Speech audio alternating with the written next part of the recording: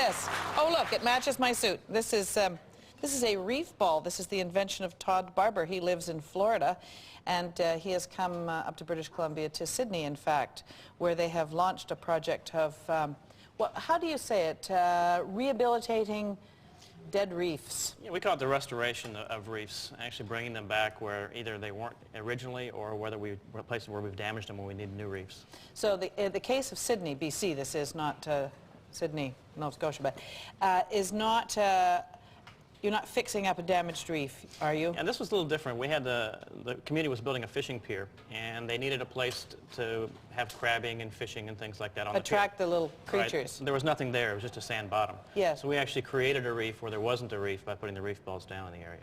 Now, you're not a marine biologist or a marine, that is not your field of expertise in the beginning? That's not where I started. Actually, I was a management consultant and got into this thing from a lifelong hobby of scuba diving and an interest in marine sciences. So you knew how to set up business properly. It wasn't just some sort of idea of a computer nerd sitting there, and but you knew the practical ways to get this started. That's right. And actually, I got together 27 of my best friends from college and all different types of marine biologists to professors, and we all got together. And I did the marketing, the business end of it, but we have lots of other people that really helped us with the design. So it's, although the concept was originally mine and my father's, it was really a group think, and it took many years to evolve. So the idea was, I want to do something to refurbish, rehabilitate reefs. Where did you see one first that was a mess? Well, I started out diving when I was 15, and our family would take vacations to the Cayman Islands, and I would go snorkeling. Every year we'd go back, I'd take a little picture of this exact same coral. I'd always heard that corals grew really slowly, and I wanted to see how fast they would grow. Well, one year I went back after Hurricane Gilbert had been through, and it actually had wiped out my favorite little reef, and so that was what originally kind of started the whole idea. And you thought, you got to fix this? This was a problem. This was a real problem. Plus, I had been diving in the Keys all throughout my college career and began to see the decline.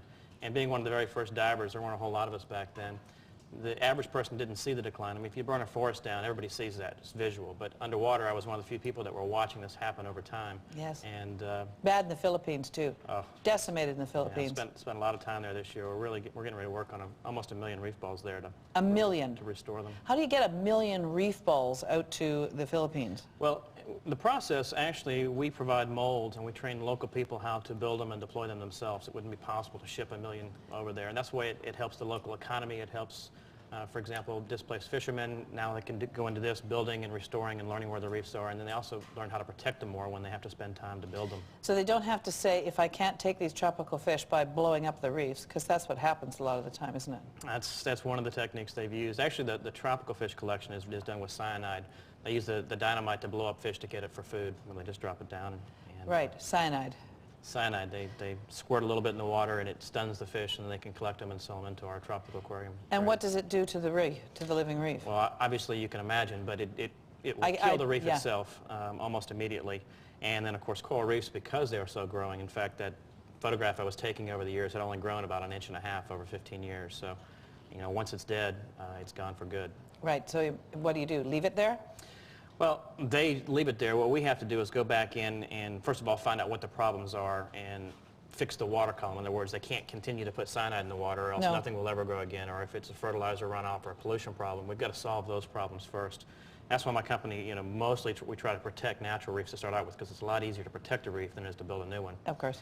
After that, once we get the water quality back to the appropriate levels, then we can put the reef balls in, which are specifically designed to allow the corals to settle on them and grow and restart and repopulate. Well, I'll ask you to stick around with me, and I want you to tell me, this is heavier than, this is heavy. So find out how we make these things and out of what and so on. Concrete, yes, but not just. That's no wonder when I saw a picture.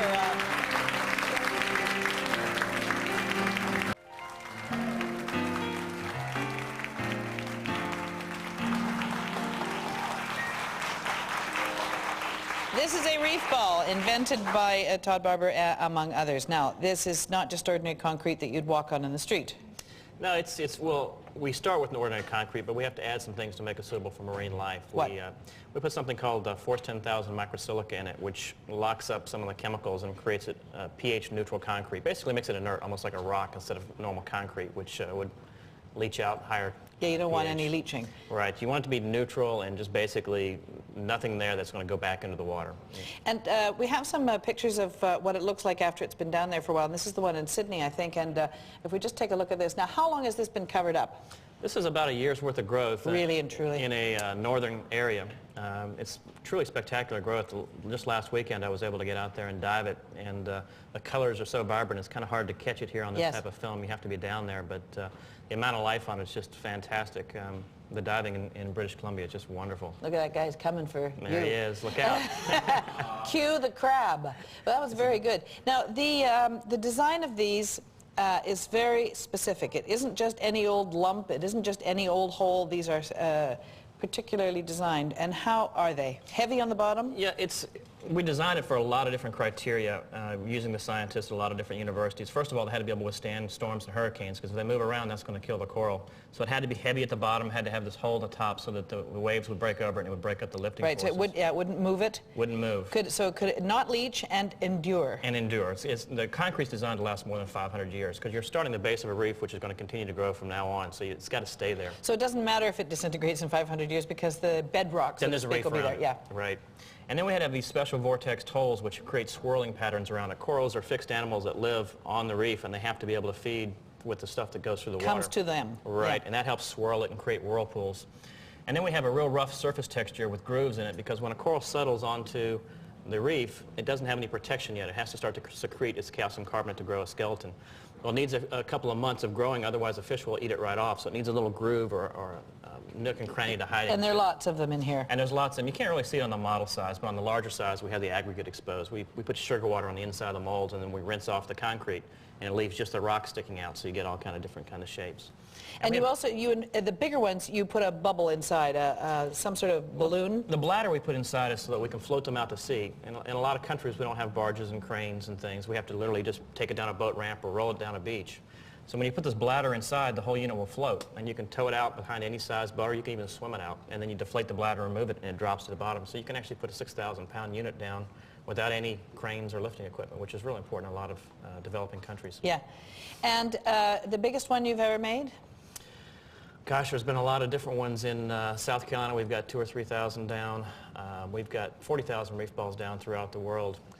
40,000? Yeah, we've got about 300 projects Who worldwide. pays for them? It's typically governments, Right. but oftentimes it's scuba clubs, fishing clubs, and a lot of what we do is volunteer. We have a separate company which is a nonprofit foundation which basically will provide free molds to any group that wants to build and deploy these things themselves. And a lot of times, even though it's smaller, like in Sidney, that was through the foundation, the community got together, they built them themselves, they put them in themselves, so there was really no cost. It was really just all community funded. Well, it's a great idea. So you're down in the water a lot of times, and I suppose you've read it because George thought it was cute to play Jaws while we were waiting. You see them, I'll bet, don't you?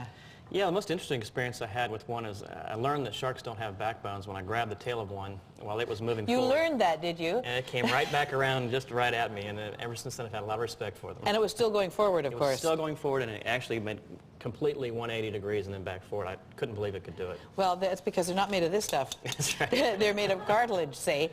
Yes, and if they we had are. more than that, we could actually touch our toes without going through agony. So any plans for more reef balls in Canada? Yeah, there's experiments going on right now in Newfoundland trying to figure out ways to use reef balls to bring clawed lobsters to the area. And the Sidney folks we had a meeting with yesterday, and the whole fisheries department is so excited about how that's worked. They want to replicate that project throughout the country at various fishing piers and areas around the country. Well, it's nice to know that the fisheries department is excited about something, I have to say. Because it's been a rough ride for all concerned. All fishery in this country has been, having tough. a rough time. Yeah. Anyway, thank you very much for coming. I really appreciate it. It's great to meet you. Congratulations.